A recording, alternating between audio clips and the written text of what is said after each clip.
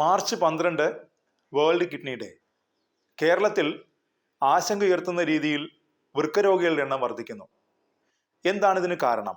എന്തൊക്കെ ഘടകങ്ങളാണ് നമ്മുടെ വൃക്കകളെ തകർക്കുന്നത്? പട്ടം എസ്.യു.ടി ഹോസ്പിറ്റലിലെ senior nephrologist doctor Jacob George ഇക്കാര്യങ്ങളെല്ലാം സംസാരിക്കുന്നു. നമ്മുടെ കേരളത്തിൽ സമീപകാലത്തായിട്ട് വൃക്കരോഗികളുടെ എണ്ണം കൂടിയിട്ടുണ്ടോ? തീർച്ചയായിട്ടും കൂടിയിട്ടുണ്ട്. കാരണം നമ്മൾ നോക്കുവാണെങ്കിൽ ഒരു 20 വർഷത്തിന് മുമ്പേ ഉള്ള ഡയാലിസിസ് സെൻറ്റേഴ്സ് വളരെ കുറവായിരുന്നു. ഇപ്പോൾ ധാരാളം ഡയാലിസിസ് സെൻറ്റേഴ്സ് ഉണ്ട്, എന്നിട്ടും വെയിറ്റിംഗ് ലിസ്റ്റാണ്. അപ്പോൾ തീർച്ചയായിട്ടും വൃക്കരോഗങ്ങളുടെ എണ്ണം കൂടിയിട്ടുണ്ട്. ഇതിൻ്റെ പ്രധാന കാരണം എന്ന് പറഞ്ഞാൽ ജീവിതശൈലിയുള്ള അസുഖങ്ങളാണ്. പ്രമേഹ രോഗം അല്ലെങ്കിൽ ഡയബറ്റീസിൻ്റെ ലോകമെമ്പാടും വർഷങ്ങൾ തോറും കൂടിക്കൂടി വന്നിട്ടുണ്ട്.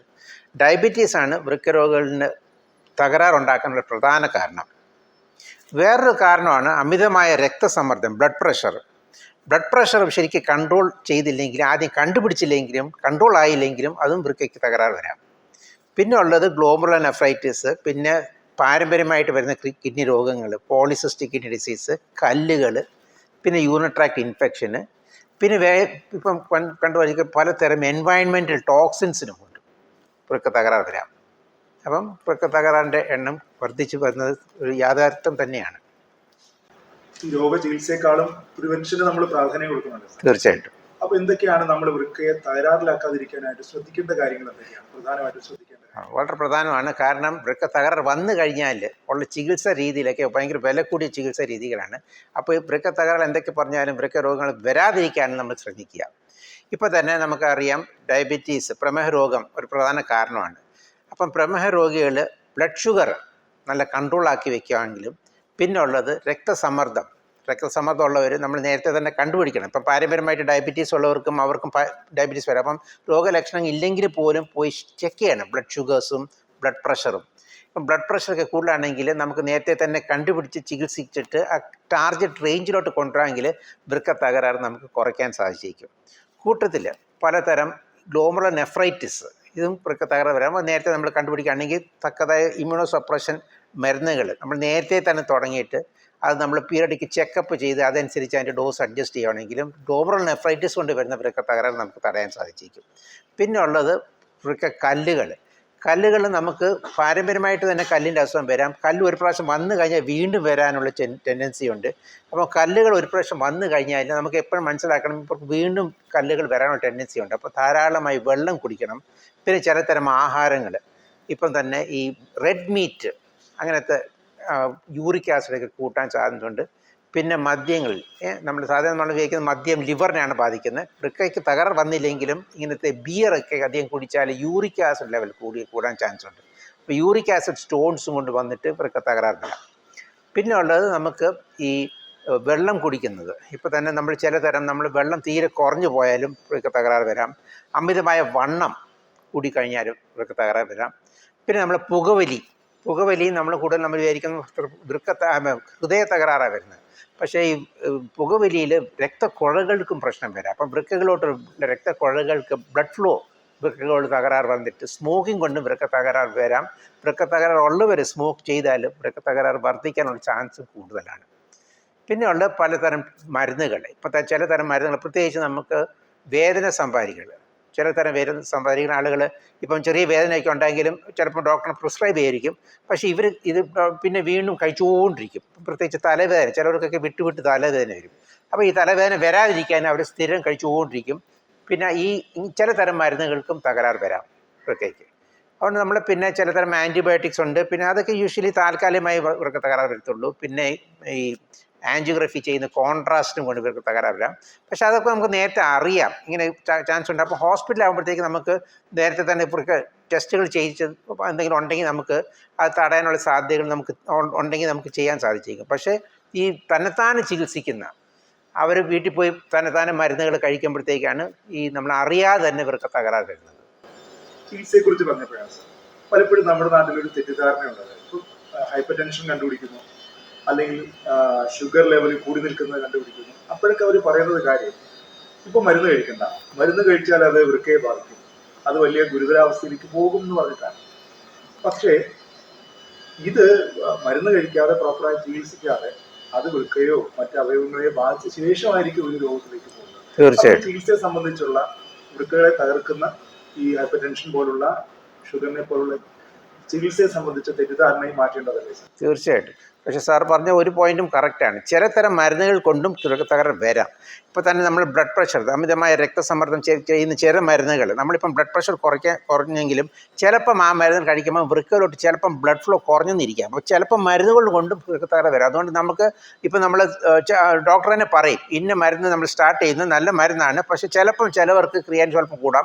പ്രത്യേകിച്ച് ഒരു പുതിയ മരുന്ന് തുടങ്ങുമ്പോഴത്തേക്ക് നമുക്ക് വൃക്കകളുടെ ടെസ്റ്റുകൾ ഒരാഴ്ചയിൽ 1-2 ദിവസം, പ്രത്യേകിച്ച് 1-2 മാസത്തേക്ക് നമ്മൾ ചെയ്യുകയാണെങ്കിൽ നമുക്കറിയാം വൃക്ക തകരാറിന് ഡാമേജ് വരുന്നുണ്ടോ ഇല്ലയോ എന്ന്. സാധാരണ ഈ പുതിയ മരുന്ന് തുടങ്ങുമ്പോഴത്തേക്ക് 1-2 മാസത്തിനകത്താണ് ഈ വൃക്ക തകരാറ് വരുന്നത്. അതുപോലെ പ്രമേഹ രോഗം നമുക്ക് എല്ലാവർക്കും അറിയാം വളരെ പ്രധാനമാണ് ഷുഗർ നല്ല കറക്റ്റ് റേഞ്ചിലോട്ട് കൊണ്ടുവരാൻ. പലതരം ഇൻസുലിനുണ്ട്, പലതരം പുതിയ മരുന്നുകളൊക്കെ ഉണ്ട്. പക്ഷേ ചില മരുന്നുകൾക്ക് ഇങ്ങനെ ഒരു ചെറിയൊരു പ്രശ്നമുണ്ട്. ഇപ്പം തന്നെ ഈ SGLT2 ഇൻഹിബിറ്റേഴ്സ്, ഇപ്പോൾ നമ്മൾ നോക്കുമ്പോഴത്തേക്ക് ഈ കഴിഞ്ഞ 5-10 വർഷത്തിലെ ഡയബറ്റീസിന് ഏറ്റവും പ്രധാനമുള്ള മരുന്നാണ് ഈ SGLT2 ഇൻഹിബിറ്റർ.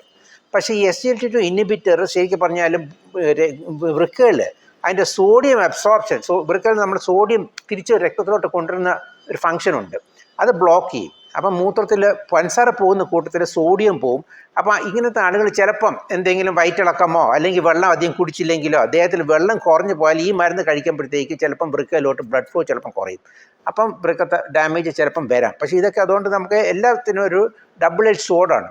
നല്ല മരുന്നുകളൊക്കെയാണ് വൃക്ക പ്രൊട്ടക്റ്റ് ചെയ്യാം. പക്ഷേ ചില സാഹചര്യങ്ങളിൽ നമ്മൾ ചിലപ്പം വൃക്ക പ്രോബ്ലം വരാം. അപ്പോൾ നമ്മൾ ചിലപ്പോൾ ഇങ്ങനത്തെ മരുന്ന് നമ്മൾ കൊടുക്കുമ്പോൾ നമ്മൾ പറയാറുണ്ട് രോഗികൾക്ക് ഇത് നല്ല മരുന്നാണ്, പക്ഷേ എന്തെങ്കിലും വയറ്റിളക്കമോ ഛർദിലോ വരികയാണെങ്കിൽ താൽക്കാലികമായി ഈ മരുന്ന് നിർത്തുക, അല്ലെങ്കിൽ ബ്ലഡ് യൂറിയ ക്രിയാറ്റിൻ ഒന്ന് ടെസ്റ്റ് ചെയ്യുക.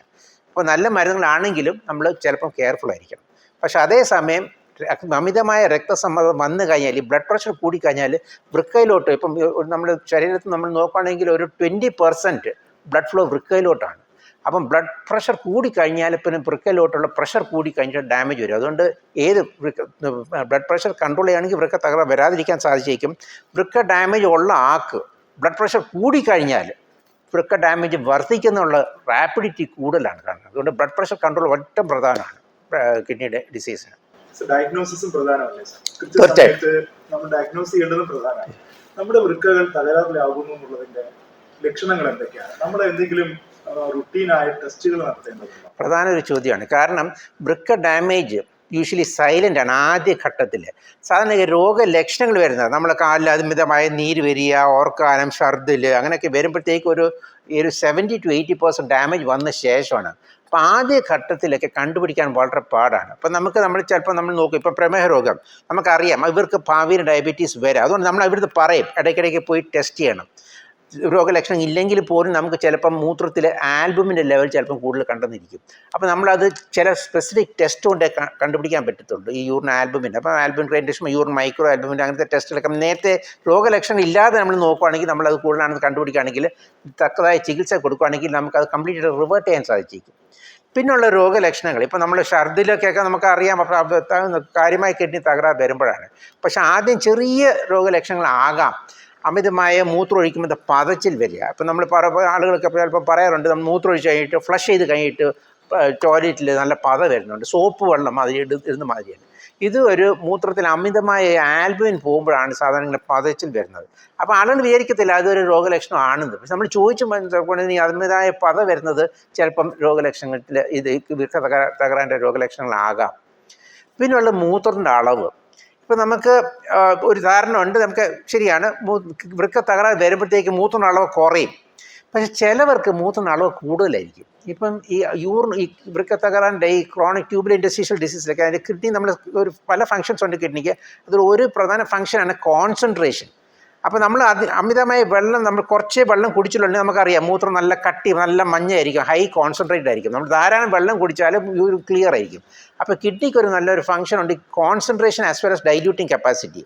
അപ്പം നമുക്ക് ഈ ഏർലി വൃക്ക തകരാർ വരുമ്പോഴത്തേക്ക് ഈ കോൺസെൻട്രേഷൻ കപ്പാസിറ്റി അങ്ങ് നഷ്ടപ്പെടും. അപ്പോൾ ഇങ്ങനത്തെ ആളുകളിൽ ധാരാളം മൂത്രം പൊയ്ക്കൊണ്ടിരിക്കും. അപ്പോൾ നമ്മൾ ചോദിക്കുമ്പോഴത്തേക്ക് അവർ പറയുന്നത് രാത്രിയിൽ 2-3 പ്രാവശ്യം എഴുന്നേറ്റ് വരുന്ന മൂത്രം ഒഴിക്കാൻ വേണ്ടി ധാരാളം മൂത്രം പോവും. അപ്പോൾ അതൊരു നൊക്ടൂറിയ, രാത്രി കൂടുതൽ പ്രാവശ്യം എഴുന്നേറ്റ് വരുന്നതും ചിലപ്പം ഒരു രോഗലക്ഷണങ്ങൾ, വൃക്ക രോഗത്തിൻ്റെ ഒരു ലക്ഷണം ആകാം. അതുകൊണ്ട് നമ്മൾ അതും ചോദിക്കാറുണ്ട്, മൂത്രം അമിതമായി പോകുന്നുണ്ടോ. അതേസമയം മൂത്രം കുറച്ച് പോകുന്നതെങ്കിലും ഒരു കിഡ്നി ഡാമേജ് ലക്ഷണം ആണെങ്കിൽ പോലും അമിതമായ മൂത്രം പോകുന്നതും ഒരു രോഗലക്ഷണമാണ്. നമ്മുടെ ഫുഡ് ഹാബിറ്റ്സ് ഒരു ഡ്രാസ്റ്റിക് ചേഞ്ച് ആണ് വന്നിട്ടുള്ളത്. തീർച്ചയായിട്ടും. അമിതമായി മധുരമുള്ള ഫുഡ് കഴിക്കുക, ഫുഡുകളുടെ അളവ് കൂടി കഴിക്കുക, കുട്ടികൾ പോലും പിന്നെ ഉപ്പുള്ള ആഹാരം. നമ്മൾ ഏതാണ്ട് നമ്മുടെ ടേസ്റ്റ് കൂട്ടാൻ വേണ്ടി നമ്മൾ ഉപ്പാണ് ഉപയോഗിക്കുന്നത്. തീർച്ചയായിട്ടും. അപ്പോൾ ഈ ഷുഗറും BP ഉള്ളവർ മാത്രമല്ലല്ലോ ഇത് കുറയ്ക്കുന്നത്. അപ്പൊ ഇതെങ്ങനെയാണ് മധുരവും ഉപ്പും നമ്മുടെ കിഡ്നികളെ തരുന്നത്? തീർച്ചയായും അത് വളരെ പ്രധാന ചോദ്യമാണ്. കാരണം നമ്മളിപ്പോൾ നോക്കുകയാണെങ്കിൽ ഇപ്പം അവർ നോക്കുകയാണെങ്കിൽ സ്കൂൾ പിള്ളേരിലും ആണ് ഈ ആദ്യം തന്നെ ഈ ശീലങ്ങൾ തുടങ്ങുന്നത്. ഇപ്പം പണ്ട് നമ്മൾ സ്കൂളിലൊക്കെ പോകുമ്പോഴത്തേക്ക് ക്യാൻറ്റീനിലൊക്കെ നമുക്ക് ഇങ്ങനത്തെ ഈ സ്വീറ്റൻ ബെവറേജസ്, കൊക്കോ കോള, അങ്ങനത്തെ പെപ്സി കോള, അങ്ങനത്തെ സാധനങ്ങളെല്ലാം ഈ ഹൈ സ്വീറ്റൻ ഡ്രിങ്ക് ആണ്. അതിനകത്ത് അവർ ഈ മധുരം കൂട്ടാൻ വേണ്ടി അവർ ഈ ഫ്രക്ടോസ് എന്ന് പറഞ്ഞൊരു സാധനമാണ് ഉപയോഗിക്കുന്നത്. അപ്പം ഫ്രക്ടോസ് ഭയങ്കര മധുരമുള്ള സാധനമാണ്. പക്ഷേ കുട്ടികൾ അത് കുടിക്കുമ്പോഴത്തേക്കും അതിൻ്റെ ഒരു മധുരം കിട്ടുമ്പോഴത്തേക്ക് അവർക്ക് അത് കഴിച്ചിട്ട് പിന്നെ അത് കഴിഞ്ഞിട്ട് അവർ പോയി ഇങ്ങനത്തെ ഈ സോൾട്ടഡ് സാധനങ്ങൾ കാണും, ചിപ്സും. ഇത് കഴിക്കുമ്പോഴത്തേക്ക് മധുരമുള്ള സാധനം കഴിക്കുമ്പോൾ കൂടുതൽ ഈ സോൾട്ടഡ് സാധനം കൂടി കഴിക്കും, ചിപ്സും സാധാരണയുള്ള സ്നാക്സ്. അതിനകത്തൊക്കെ നാളെ കുറച്ച് ഉപ്പ് കാണും. അപ്പോൾ ഈ ഷുഗർ കൂടുതലുള്ളപ്പോഴത്തേക്ക് ഈ സോൾട്ട് അബ്സോർപ്ഷൻ കൂടും. അപ്പം വയറിനും അബ്സോർപ്ഷൻ കൂടും, അതേസമയം വൃക്കയിൽ നിന്ന് ഷുഗറിൻ്റെ കൂട്ടത്തിൽ സോൾട്ടും അബ്സോർബ് ചെയ്യും. അപ്പോൾ ഇവർക്കാകുമ്പോഴത്തേക്ക് ബ്ലഡ് പ്രഷർ, ഇങ്ങനെ സ്ഥിരം കുടിക്കുന്നവർക്ക് അവർക്കും ഭാവിയിൽ ബ്ലഡ് പ്രഷർ കൂടാനുള്ള ചാൻസ് കൂടുതൽ, അമിതമായ വണ്ണം വെക്കാനുള്ള ചാൻസും കൂടുതൽ, കൊളസ്ട്രോൾ ലെവൽ കൂടാനുള്ള ചാൻസ് ഉണ്ട്, യൂറിക് ആസിഡ് ലെവൽ കൂടാനുള്ള ചാൻസ് ഉണ്ട്. അപ്പോൾ ഈ ഹാബിറ്റ്സൊക്കെ കൊച്ചിലെ സ്കൂൾ പിള്ളേരിലൊക്കെയാണ് സാധാരണ ഇത് തുടങ്ങുന്നത്. അപ്പം സ്കൂളിൽ നമ്മൾ ഇത് തുടങ്ങിക്കഴിഞ്ഞാൽ അതൊരു ശീലമാവും. പിന്നെ ഏത് ഫംഗ്ഷന് പോയാലും അവർക്ക് കൂടുതൽ ഇങ്ങനത്തെ ഈ സ്വീറ്റ് ആൻഡ് ഡ്രിങ്ക്സ് കിട്ടിക്കഴിഞ്ഞാൽ അവർക്ക് വിശപ്പ് വരുത്തുള്ളൂ. അപ്പോൾ ഈ ഒരു ഹാബിറ്റ് ശരിക്കും പറഞ്ഞാൽ കൊച്ചിലേ തന്നെ നമ്മളത് പ്രിവെൻറ്റ് ചെയ്യണം. ഈ ജിമ്മിൽ പോവുക, ബോഡി ബിൽഡിംഗ് ഒരു പുതിയ കാലത്തിന്റെ യുവാക്കളുടെ ഒരു ഹരമാണ്. നമ്മൾ ഹീറോസിനെയൊക്കെ മാതൃകയാക്കി ചെയ്യുന്നുണ്ട്. അതിൽ പ്രോട്ടീൻ പൗഡറുകളുടെ അമിത ഉപയോഗം, അതിനെക്കുറിച്ച് അവർ ബോധവാന്മാരല്ല. നമ്മളിപ്പോൾ കാണുന്നുണ്ട് പലപ്പോഴും ചെറുപ്പക്കാർ ജിമ്മിൽ പോയിട്ട് നല്ല ഹെൽത്തി എന്ന് നമ്മൾ പറയുന്ന അവര് പെട്ടെന്ന് കൊഴിഞ്ഞു വീണ് മരിക്കുക, അങ്ങനത്തെ ധാരാളം വാർത്തകൾ നമ്മൾ കേൾക്കും. അപ്പൊ എത്രമാത്രം അശാസ്ത്രീയമാണ് നമ്മുടെ ഈ പ്രോട്ടീൻ പൗഡറുകളുടെ ഉപയോഗം. അതുപോലും ചിലപ്പോൾ പ്രോട്ടീൻ കണ്ടന്റ് കൂടിയ ഫുഡ് കഴിക്കുന്നുണ്ട്, നാച്ചുറൽ ഫുഡ് കഴിക്കുന്നുണ്ട്, അതുപോലും ദോഷം ഉണ്ടാക്കുന്നതല്ലേ സാർ? ഒഴിവാക്കേണ്ടത് ശരിയാണ്. കാരണം ഈ പ്രോട്ടീൻ ഫിൽട്ടർ ചെയ്യുന്ന വൃക്കകളിലാണ്. അപ്പം നമുക്ക് ഈ പ്രോട്ടീൻ നമ്മൾ അമിതമായി കഴിച്ചു കഴിഞ്ഞാൽ ആക്ച്വലി കിഡ്നി ഓവർ ബർഡൻഡ് ആണ് ഈ പ്രോട്ടീൻ എക്സ്ക്രീറ്റ് ചെയ്യാൻ വേണ്ടി. അപ്പം പ്രത്യേകിച്ച് നമുക്ക് ഇപ്പം ഈ ചെറിയ വൃക്ക തകരാർ വന്നു കഴിഞ്ഞാൽ നമ്മൾ അമിതമായ പ്രോട്ടീൻ കഴിച്ചു കഴിഞ്ഞാൽ കിഡ്നീസ് ഓവർ ഫങ്ഷൻ ചെയ്യണം ആ പ്രോട്ടീൻ കളയാൻ വേണ്ടി. അപ്പോഴത്തേക്ക് ഈ ഓവർ ഫങ്ഷനിങ് വരുമ്പോഴത്തേക്ക് വൃക്കയ്ക്ക് തകരാർ വരാം. ഇപ്പോൾ നമ്മൾ നോക്കുവാണെങ്കിൽ ഇപ്പം പ്രോട്ടീൻ കൂടുതലുള്ള നമ്മൾ നോക്കുവാണെങ്കിൽ ഏറ്റവും കൂടുതൽ വൃക്കയ്ക്ക് സ്ട്രെസ് വരുന്നത് റെഡ് മീറ്റ് പ്രോട്ടീനാണ്. അപ്പോൾ കൂടുതൽ കാള ഇറച്ചി, മാട്ടിറച്ചി, ഈ പ്രോട്ടീൻസിനാണ് കൂടുതൽ സ്ട്രെസ് വരുന്നത് വൃക്ക കളയാൻ വേണ്ടി. അപ്പം ഈ നമ്മളത് കഴിക്കുകയാണെങ്കിൽ നമുക്ക് ടെസ്റ്റ് ചെയ്യുകയാണെങ്കിൽ നമുക്ക് ഗ്ലോമറൽ ഫിൽട്രേഷൻ റേറ്റ് ഈ റെഡ് മീറ്റ് കിട്ടിക്കഴിഞ്ഞാൽ നമ്മൾ ടെസ്റ്റ് ചെയ്യുകയാണെങ്കിൽ ഗ്ലോമറൽ ഫിൽട്രേഷൻ റേറ്റ് കൂടുതലായിരിക്കും. അപ്പോൾ കൂടുതലുള്ള ഗ്ലോമറൽ ഫിൽട്രേഷൻ അതിനകത്ത് കിഡ്നി കൂടുതൽ ഫങ്ഷൻ ചെയ്യുന്നുണ്ട്. അപ്പോൾ ഈ അമിതമായ സ്ഥിരം എക്സസ് ഫങ്ഷൻ വരുമ്പോഴത്തേക്ക് അത് ഇവഞ്ച്വലായിട്ട് വൃക്കയ്ക്ക് തകരാർ വരാം. നേരെ മറിച്ച് വെജിറ്റബിൾ പ്രോട്ടീനും ഈ വൈറ്റ് മീറ്റ് പ്രോട്ടീനൊക്കെ അത്രയും തകരാർ വരാറില്ല. പിന്നെ ഈ പ്രോട്ടീൻ പൗഡേഴ്സ് കഴിക്കുന്ന ഒരു ലിമിറ്റഡ് എമൗണ്ട് ആണെങ്കിൽ കുഴപ്പമില്ല. പക്ഷേ അവർ ഈ പെട്ടെന്ന് മസിൽ ബിൽഡപ്പ് ചെയ്യാൻ വേണ്ടി ധാരാളം പ്രോട്ടീൻ കഴിക്കും. അത് നമ്മുടെ ശരീരത്തിൽ നോർമലായിട്ട് നമുക്ക് കിഡ്നി എക്സ്ക്രീറ്റ് ചെയ്യണമെങ്കിൽ ഈ പ്രോട്ടീൻ കിഡ്നിയുടെ ഫങ്ഷൻ കൂടുതലായിട്ട് ഫങ്ഷൻ ചെയ്യേണ്ടി വരും. അപ്പോൾ കൂടുതലായിട്ട് ഫങ്ഷൻ ചെയ്യുമ്പോഴത്തേക്കും വൃക്കയ്ക്ക് തകരാർ വരാം ഭാവിയിൽ. വെള്ളം കൂടി പൊതുവെ നമ്മുടെ ഒരു ശീലത്തിന്റെ ഭാഗമല്ല. അപ്പോൾ ഈ വെള്ളം കൂടി ഒരു ദിവസം എത്ര വെള്ളം കുടിക്കണം ഒരാള്? ഓരോ പ്രായത്തിനനുസരിച്ച് വെള്ളം കുടിയുടെ അളവ് വ്യത്യാസപ്പെട്ടു. അമിത വെള്ളം കുടിച്ചു കഴിഞ്ഞാലും കുഴപ്പമുണ്ടാവും. നമ്മളിപ്പം നമ്മൾ ഒരു നോക്കുകയാണെങ്കിൽ ഒരു യൂറിൻ ഔട്ട്പുട്ട് ഒരു ശരാശരി 1.5-2 ലിറ്ററൊക്കെയാണ് യൂറിൻ ഔട്ട്പുട്ട്. അപ്പം മൂത്രത്തിന് അളവിനേക്കാൾ ഒരു 500-600 മില്ലി എക്സ്ട്രാ വെള്ളം കുടിക്കണം. ഇപ്പോൾ ചിലപ്പോൾ നമ്മൾ ഇപ്പം ആദ്യ ഘട്ടത്തിലുള്ള ഡയബറ്റീസ് ഒക്കെ ആണെങ്കിൽ അവർക്ക് കൂടുതൽ മൂത്രമായിരിക്കും ആദ്യം പോകുന്നത്. അപ്പോൾ എത്ര മൂത്രം പോകുന്നോ അതിനനുസരിച്ച് ഒരു 500 മില്ലി എക്സ്ട്രാ വെള്ളം കുടിക്കുകയാണെങ്കിൽ ബോഡിയുടെ വോളിയം, ബ്ലഡ് വോളിയം ഒരുമാതിരി നോർമലായിരിക്കും. നമ്മൾ പിന്നെ ഈ കല്ലുകൾ കല്ലുകളിൽ സ്റ്റോൺസ് ഉള്ള രോഗികൾ നമ്മൾ പ്രത്യേകം പറയും അവർ സാധാരണ കുടിക്കുന്നതിനേക്കാൾ കൂടുതൽ വെള്ളം കുടിക്കും. കാരണം ഈ യൂറിൻ കോൺസെൻട്രേറ്റ് ആകുമ്പോഴത്തേക്കാണ് ഈ ക്രിസ്റ്റൽസ് യൂറിക് ആസിഡ് ക്രിസ്റ്റൽസും കാൽഷ്യം ക്രിസ്റ്റൽസൊക്കെ ക്രിസ്റ്റലൈസ് ചെയ്ത് സ്റ്റോൺ ഉണ്ടാകുന്നത്. അപ്പോൾ ഡൈല്യൂട്ട് യൂറിനിൽ ഈ ക്രിസ്റ്റലൈസേഷൻ കുറവാണ്. അപ്പോൾ നമ്മൾ ശരിക്കും പറഞ്ഞാൽ ഇങ്ങനെ ഈ കല്ല് ഹിസ്റ്ററി ഒരു പ്രാവശ്യം കല്ല് പോയിട്ടുണ്ടെങ്കിൽ നമ്മൾ അവിടുത്തെ പറയും നിങ്ങൾ സാധാരണ കുടിക്കുന്നതിനേക്കാൾ കൂടുതൽ വെള്ളം കുടിക്കണം. ചിലപ്പോൾ നമ്മൾ അവിടുത്തെ പറയും ഇങ്ങനെ രാത്രിയിൽ അലാം ക്ലോക്ക് വെച്ചിട്ട് രാത്രി എഴുന്നേറ്റ് വീണ്ടും വെള്ളം കുടിക്കുക. കാരണം ഒരു 3.5 ലിറ്ററൊക്കെ വെള്ളം ചിലപ്പോൾ കുടിക്കേണ്ടി വരും ഈ യൂറിന് സ്റ്റോൺ ഫോർമേഷനുള്ള റിസ്ക് ഉള്ള ആളുകൾക്ക്. പിന്നെ ഉള്ളത് നമ്മൾ ഇപ്പോൾ പറയാറുണ്ട്, ഇപ്പോൾ സാധാരണ നമ്മൾ വൃക്ക ഡാമേജ് വരുമ്പോഴത്തേക്ക് നമ്മൾ എല്ലായിടത്തും പറയും അധികം വെള്ളം കുടിക്കേണ്ട, കാരണം ഇത് ചിലപ്പോൾ നീരടിക്കും. പക്ഷേ ചില തരം അസുഖങ്ങളിൽ ഞാൻ ആദ്യം പറഞ്ഞ യൂറിനറി കോൺസെൻട്രേഷൻ കപ്പാസിറ്റി പ്രോബ്ലം വരുന്ന വൃക്കരോഗങ്ങളുണ്ട്, പ്രത്യേകിച്ച് ഈ സിസ്റ്റ് ഡിസീസ്. ഇപ്പോൾ ഈ പോളിസിസ്റ്റിക് കിഡ്നി ഡിസീസൊക്കെ ഉള്ളവർ നമ്മൾ അവരുടെ പറയും കൂടുതൽ വെള്ളം കുടിക്കുക. കാരണം ഈ വെള്ളം കൂടുതൽ കുടിക്കുമ്പോഴത്തേക്ക് ഒന്നാമത്തെ കാര്യം അവർക്ക് കൂടുതൽ മൂത്രം പോവും. പിന്നെ കൂട്ടത്തിൽ ഈ വെള്ളം കൂടുതൽ കുടിക്കുവാണെങ്കിൽ ഈ ഡയൂററ്റിക് ഹോർമോണിൻ്റെ ലെവൽ കുറയും. അപ്പോൾ ആൻറ്റി ഡയൂററ്റിക് ഹോർമോൺ കുറയുമ്പോഴത്തേക്ക് ഈ സിസ്റ്റിൻ്റെ സൈസ് സ്വല്പം കുറഞ്ഞു കിട്ടും. അപ്പോൾ അങ്ങനത്തെ ആളുകൾക്ക് നമുക്ക് കൂടുതൽ വെള്ളം കുടിക്കാൻ ഞങ്ങൾ പറയാറുണ്ട്. സാർ, നമ്മുടെ സമീപകാലത്തായിട്ട് കണ്ടുവരുന്ന ഒരു രീതിയാണ് ഇപ്പോൾ ഒരു കുറുക്ക് വഴികൾ വേണം രോഗചികിത്സയ്ക്ക്. ഇപ്പോൾ ഷുഗർ ഉള്ളവർക്ക്, BP ഉള്ളവർ, അല്ലെങ്കിൽ മറ്റു രോഗങ്ങൾക്ക് ചില കുറുക്ക് വഴികൾ. ഉദാഹരണത്തിന് നെല്ലിക്ക ജ്യൂസ് അമിതമായി കുടിക്കുക, പുളിഞ്ചിക്ക ജ്യൂസ് അമിതമായി കുടിക്കുക, ചില നമ്മൾ പറയുന്ന വാട്സപ്പ് വൈദ്യത്തിൽ കാണുന്ന ചില ഇലകൾ കുടിക്കുക, പിന്നെ ചില ആയുർവേദ മരുന്നുകൾ ഡോക്ടറുടെ പ്രിസ്ക്രിപ്ഷൻ പോലും ഇല്ലാതെ ആരെങ്കിലും പറയുന്നത് കേട്ടുകൊണ്ട് കഴിക്കുക. ഇതൊക്കെ കഴിക്കുന്നവരുടെ ക്രിയാറ്റിൻ ലെവൽ വളരെ കൂടുന്നതായിട്ട് പലപ്പോഴും കണ്ടിട്ടുണ്ട്. പലർക്കും കിഡ്നി രോഗികളായ സംഭവങ്ങൾ വരെ ചെയ്തിട്ടുണ്ട്. ഇതിനെക്കുറിച്ച് സാറിന് എന്താണ് പറയാൻ? വളരെ ശരിയാണ്. അപ്പം ആളുകൾക്കൊരു ചില ആളുകൾക്ക് ഒരു ധാരണ ഉണ്ട്. ഇപ്പം നമ്മൾ കൊളസ്ട്രോൾ ലെവൽ നമ്മളൊക്കെ അറിയാം, മരുന്നുകൾ ആയുർവേദ മരുന്ന് അല്ല ഇത് അലോപ്പതിക് മരുന്നുകളുണ്ട്. അപ്പോൾ അവർ പറയും ഈ അലോപ്പതിക് മരുന്നൊക്കെ സൈഡ് ഇഫക്റ്റ് ഉണ്ട്, അതുകൊണ്ട് കൊളസ്ട്രോൾ കൂടുതലുള്ളവർ സാധാരണ ഒരു കണ്ടുപിടിക്കുന്നത് നമ്മളൊരു 10% ആളുകൾക്കൊക്കെ കൊളസ്ട്രോൾ ലെവൽ കൂടുതൽ കാണാറുണ്ട്. അപ്പോൾ ഈ മരുന്നുകൾക്ക് സ്ഥിരം കഴിക്കേണ്ടിയാണ് വരുന്നത്. അതുകൊണ്ട് അവർ പരിക്കും നമ്മൾ എന്തിനാണ് ഇങ്ങനത്തെ ഈ അലോപ്പതി മരുന്നിന് പോകുന്നത്, നമുക്ക് നാച്ചുറലായിട്ട് ഹോം മരുന്നുകളുണ്ടല്ലോ. അപ്പോൾ ആളുകൾക്കൊരു ധാരണ ഉണ്ട് ഇങ്ങനത്തെ ഈ ചില തരം ജ്യൂസ്. ഇപ്പം പുളിഞ്ചിക്ക നമ്മുടെ പറമ്പിലേക്ക് ഉണ്ടാകുന്ന ഒരു സാധനമാണ്. അപ്പം നമ്മൾ സാധാരണ പറഞ്ഞ അമ്മമാരെയൊക്കെ നമ്മൾ പിക്കിളായിട്ടൊക്കെ ഉപയോഗിക്കും പുളിഞ്ചിക്ക. നമ്മൾ 1-2 പുളിഞ്ചിക്ക പിക്കിളായിട്ട് കഴിക്കണമെന്ന് തെറ്റില്ല. പക്ഷേ ഇവർക്ക് ഈ പുളിഞ്ചിക്ക ഒരു 50-60 പുളിഞ്ചിക്ക അവർ മിക്സിയിൽ അടിച്ചിട്ട് ജ്യൂസ് കോൺസെൻട്രേറ്റഡ് ജ്യൂസായിട്ട് അങ്ങ് കുടിക്കും. അവിടെ വേറെ അത് കുടിക്കുകയാണെങ്കിൽ പിന്നെ കൊളസ്ട്രോൾ ലെവലൊക്കെ കുറഞ്ഞു വരും. പക്ഷേ ഈ പുളിഞ്ചിക്കൊക്കെ ഉള്ളത് നമുക്ക് ഈ ഓക്സലേറ്റ് എന്ന് പറഞ്ഞൊരു സാധനമുണ്ട്. അപ്പോൾ ഈ ഓക്സലേറ്റ് നമ്മൾ ധാരാളം കുടിച്ചു കഴിഞ്ഞാൽ ഈ ഓക്സലേറ്റും വൃക്കയിലോട്ടാണ് ഫിൽട്ടർ ചെയ്ത് പോകുന്നത് മൂത്രത്തിൽ കൂടെ. അപ്പോൾ ഈ ഓക്സലേറ്റ് വന്ന് വൃക്കയിൽ വന്ന് അവിടെ ഡെപ്പോസിഷൻ വരും, ഓക്സിഡേഷൻ. അപ്പോൾ ഓക്സിഡേഷൻ ക്രിസ്റ്റൽസ് ഡെപ്പോസിറ്റ് വന്നു കഴിഞ്ഞാൽ പിന്നെ കിഡ്നിയുടെ ഫങ്ഷൻസ് ബാധിക്കും. അപ്പോൾ ചിലപ്പോൾ നമ്മൾ അറിയത്തില്ല നമ്മൾ എന്തുകൊണ്ടാണ് വൃക്ക തകരാർ വന്നത്. നമ്മൾ പിന്നെ കിഡ്നി ബയോപ്സി ചെയ്യുമ്പോഴാണ് നമ്മൾ മനസ്സിലാക്കുന്നത് കിഡ്നിക്കകത്ത് നിറച്ച് ഓക്സിഡേറ്റ് ക്രിസ്റ്റൽസ് ഉണ്ട്. പിന്നെ നമ്മൾ ചോദിച്ചത് എങ്ങനെ ഈ ഓക്സിഡേറ്റ് ക്രിസ്റ്റൽ വന്നത്, അപ്പോൾ പിന്നെ അവർ പറഞ്ഞത് ഈ ഇടയ്ക്ക് ഞങ്ങൾ പുളിഞ്ചിക്ക ജ്യൂസ് കുടിച്ചെന്ന്. പിന്നെ അതുപോലെ ഈ ഓക്സിലേറ്റ് നമ്മൾ ചിലപ്പം ഈ മൂത്രത്തിൽ നമ്മൾ ടെസ്റ്റ് ചെയ്യുമ്പോൾ ചിലപ്പോൾ ഓക്സിലേറ്റ് ധാരാളം ക്രിസ്റ്റൽസ് ചിലപ്പോൾ കണ്ടെന്നിരിക്കും. അപ്പോൾ ഞങ്ങൾ ഇവൻ ചോദിക്കും ഇങ്ങനെ ഈ ഓക്സിലേറ്റ് ക്രിസ്റ്റൽസ് ഈ മൂത്രത്തിന് എങ്ങനെ ധാരാളം വന്നത് സാർ. അപ്പോൾ പിന്നെ പറയുന്നത് വെച്ചാൽ ഇങ്ങനത്തെ ചിലപ്പോൾ ഈ വെജിറ്റബിൾ ജ്യൂസൊക്കെ ധാരാളം കുടിച്ചിട്ടുണ്ടെന്ന്. അപ്പോൾ അങ്ങനെയും ഒരു പ്രോബ്ലം ഉണ്ട് ഇവരൊക്കെ തകരാറ് വരാൻ. ഇപ്പോൾ മാർച്ച് 12 ലോക വൃക്കരോഗ ദിനമാണ്.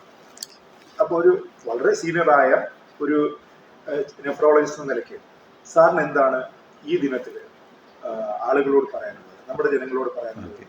നമ്മുടെ വൃക്ക നമ്മുടെ ശരീരത്തിലെ ഒരു പ്രധാന ഒരു അവയവമാണ്. അത് നമ്മൾ സംരക്ഷിക്കുക നമ്മുടെ തന്നെ ഒരു കടമയാണ്. അപ്പോൾ നമുക്ക് പറഞ്ഞ മാതിരി അമിതമായ ബ്ലഡ് പ്രഷർ കൂടാതിരിക്കുക, ഉണ്ടെങ്കിൽ നമ്മൾ നേരത്തെ കണ്ടുപിടിച്ച് ചികിത്സിച്ച് കഴിഞ്ഞിട്ട് നമ്മൾ ഇടയ്ക്കിടയ്ക്ക് ചെക്കപ്പ് ചെയ്യണം. ടാർഗറ്റ് ലെവലോട്ട് നമ്മൾ ഇടയ്ക്കിടയ്ക്ക് മരുന്ന് കഴിച്ചാൽ ശരി ഈ കുറച്ച് 3-4 ദിവസം മരുന്ന് കഴിച്ചാൽ ഇനി സ്കിപ്പ് ചെയ്യാൻ കുഴപ്പമില്ല, ബ്ലഡ് പ്രഷർ നോർമലായി. പക്ഷേ ഇത് കഴിക്കുമ്പോഴത്തേക്ക് കഴിക്കാത്ത ദിവസം ചിലപ്പം BP കൂടിയെന്നിരിക്കും. അതുകൊണ്ട് നമ്മൾ പ്രഷർ മരുന്ന് കഴിച്ചാൽ പോലും ശരിക്കുള്ള ലെവലിൽ എത്തിയിട്ടുണ്ടോ നമ്മൾ ഇടയ്ക്കിടയ്ക്ക് ചെക്കപ്പ് ചെയ്യണം, ടാർഗറ്റ് ലെവലിൽ എത്തിയിട്ടുണ്ടെങ്കിൽ. പിന്നെ അതുപോലെ ബ്ലഡ് ഷുഗർ നമ്മൾ ഗുളികയോ ഇൻസുലിൻ കഴിക്കുകയാണെങ്കിലും നമ്മൾ ഇടയ്ക്ക് ചെക്കപ്പ് ചെയ്യണം, എന്ന് വെച്ചാൽ ടാർഗറ്റ് ലെവലിലോട്ട് എത്തിയിട്ടുണ്ടോ എന്ന്. പിന്നെ ഉള്ളത് നമ്മൾക്ക് ഈ വർഷത്തെ ഒരു പ്രധാന ഒരു തീമാണ് വേൾഡ് കിഡ്നി ഡേയുടെ പ്ലാനറ്റ് പ്രൊട്ടക്ഷൻ. ഇപ്പോൾ നമ്മളെല്ലാവരും കേട്ടിട്ടുണ്ട് ഈ ഗ്ലോബൽ വാർമിംഗ് ഒക്കെ നമ്മൾ കേട്ടിട്ടുണ്ട്. പക്ഷേ ഈ നമ്മുടെ എർത്ത് ഇതിൻ്റെ ടെമ്പറേച്ചർ കൂടുമ്പോഴത്തേക്ക് എന്തൊക്കെയാണ് നമ്മുടെ പ്രശ്നങ്ങൾ വരുന്നത് നമുക്കപ്പോൾ അറിയത്തില്ല. വൃക്കയ്ക്കും പ്രശ്നം വരാം ഈ ടെമ്പറേച്ചർ അമിതമായി കൂടുകയാണെങ്കിൽ. ഇപ്പോൾ നമ്മൾ ഇടയ്ക്കൊരു സ്റ്റഡി ഉണ്ട്, ആന്ധ്രാപ്രദേശിലും പിന്നെ തമിഴ്നാട്ടിലും പിന്നെ ശ്രീലങ്കയിലും അവർ ഈ നോക്കുമ്പോഴത്തേക്ക് ചില തരം സ്ഥലങ്ങളിലൊക്കെ ആളുകൾക്ക് വൃക്ക തകരാറ് കൂടുതലായിട്ട് കണ്ടുവന്നത്. അപ്പോൾ അവർ നോക്കുമ്പോഴത്തേക്ക് ഈ ഏരിയാസൊക്കെ ഈ ആളുകളൊക്കെ കൂടുതൽ ഈ ഫീൽഡിൽ പോയി വർക്ക് ചെയ്യും. അപ്പോൾ ഈ നല്ല ചൂട് കാലത്ത് അവർ പോയി ഈ അഗ്രികൾച്ചർ ലേബേഴ്സിലാണ് ഈ കൂടുതൽ കണ്ടുവരുന്നത്. അപ്പോൾ നോക്കുമ്പോഴത്തേക്ക് അവരുടെ മൂത്രത്തിൽ പ്രോട്ടീൻ അംശം കൂടുതലാണ്, ടെസ്റ്റ് ചെയ്യുമ്പോൾ ക്രിയാറ്റിൻ ലെവൽ കൂടുതലാണ്. അപ്പോൾ അത് ഈ എക്സസ് ഹീറ്റ് ഒരു കാരണം കൊണ്ട് വരാം വൃക്ക തകരാറ്. അപ്പം ഈ കൂടുതൽ ഈ ഇന്ത്യയിൽ കൂടുതൽ ഈ ആന്ധ്രാപ്രദേശും തമിഴ്നാട്ടിലേക്കൊക്കെ കാണുന്നത്. അപ്പോൾ അമിതമായ നമ്മൾ ഈ ചൂട് കാലത്ത് നമ്മൾ ജോലി ചെയ്യുമ്പോഴത്തേക്ക് നമ്മൾ ശ്രദ്ധിക്കണം, ധാരാളമായി വെള്ളം കുടിക്കുക. എന്ന് വെച്ചാൽ ഈ അതുകൊണ്ട് ഈ തന്നെ നമ്മൾ ഹീറ്റ് കൊണ്ട് നമ്മുടെ ശരീരത്തിൽ നിന്ന് വെള്ളം പോകുമ്പോഴത്തേക്കും ചിലപ്പം വൃക്കയ്ക്ക് തകരാറ് വരാം. പിന്നെ ഉള്ളത് എൻവയൺമെൻറ്റൽ ടോക്സിൻസ്. അത് നമ്മൾ അപ്പം അറിയത്തില്ല, ചിലപ്പോൾ ഈ എൻവയൺമെൻറ്റൽ ടോക്സിൻസ് ഉണ്ട്. ഒന്ന് നമ്മുടെ പൊല്യൂഷൻ. ഇപ്പോൾ നമ്മൾ നോക്കുകയാണെങ്കിൽ വൃക്കയ്ക്ക് തകരാറ് വരുന്ന പലതരം ടോക്സിൻസ് ഉണ്ട്. ഒന്ന് ലെഡ് ഒരു ഹെവി മെറ്റലാണ്. അപ്പോൾ ലെഡ് നമ്മൾ സാധാരണ കണ്ടുവരുന്നത് നമ്മൾ പെട്രോളിൽ, പണ്ട് നമ്മൾ ലെഡഡ് പെട്രോളായിരുന്നു കിട്ടിക്കൊണ്ടിരുന്നത്. അപ്പം ഈ ലെഡഡ് പെട്രോളിനും കൊണ്ട് ഇത് എൻവയൺമെൻറ്റൽ ടോക്സിൻ ലെഡ് ലെവൽ കൂടാം. പിന്നെ ഈ ബാറ്ററി, നമ്മുടെ ബാറ്ററി നമ്മൾ കാറിലും ഉപയോഗിക്കുന്ന ബാറ്ററി നമ്മൾ അതിൻ്റെ ലൈഫ് സ്പാൻ തീർന്നു കഴിഞ്ഞിട്ട് നമ്മൾ ഡിസ്കാർഡ് ചെയ്യുകയാണെങ്കിൽ അതിനകത്ത് നിറച്ച് ലെഡാണ്. അപ്പോൾ ഈ ലെഡ് നമ്മൾ അഥവാ ഈ എൻവയൺമെൻറ്റിലോട്ട് വന്നു കഴിഞ്ഞാൽ അത് വെള്ളത്തിനകത്ത് വന്നിട്ട് പിന്നെ നമുക്ക് കിണറ്റ് വെള്ളമോ വെള്ളം നമ്മൾ കുടിക്കുകയാണെങ്കിൽ ലെഡ് നമ്മൾ അപ്പോൾ ശരീരത്തിൽ എക്സസ് ആയിരിക്കും. പിന്നെ അതുപോലെ പെയിൻറ്റേഴ്സിന്, പെയിൻറ്റ് ചെയ്യുന്നവർക്കും അവർക്കും ഈ പെയിൻറ്റിൻ്റെ അംശം നമ്മൾ ശരീരത്തിൽ പോയി കഴിഞ്ഞാൽ ലെഡിൻ്റെ ലെവൽ കൂടിയെന്നിരിക്കാം. അപ്പം ലെഡ്, പിന്നെ അതുപോലെ വേറെ പല ഹെവി മെറ്റൽസ് ഉണ്ട്, മെർക്കുറി, ഇത് വെച്ച് തന്നെ ഇവർക്ക് തകരാറ് വരിക. അതുകൊണ്ട് നമ്മൾ ഈ വേൾഡ് കിഡ്നി ഡേയിലും എൻവയൺമെൻറ്റ്, നമ്മുടെ എൻവയൺമെൻറ്റ് നമ്മൾ പ്രൊട്ടക്റ്റ് ചെയ്യുകയാണെങ്കിൽ നമ്മുടെയും ഭാവി ജനറേഷനും വൃക്ക തകരാറ് വരാതിരിക്കാൻ വേണ്ടി നമുക്ക് അത് ഒരു തടയാൻ സാധിച്ചിരിക്കും. അപ്പോൾ എൻവയൺമെൻറ്റൽ പ്രൊട്ടക്ഷനും ഒരു പ്രധാന തീമാണ് ഈ പ്രാവശ്യത്തെ വേൾഡ് കിഡ്നി ഡേ. നന്ദി.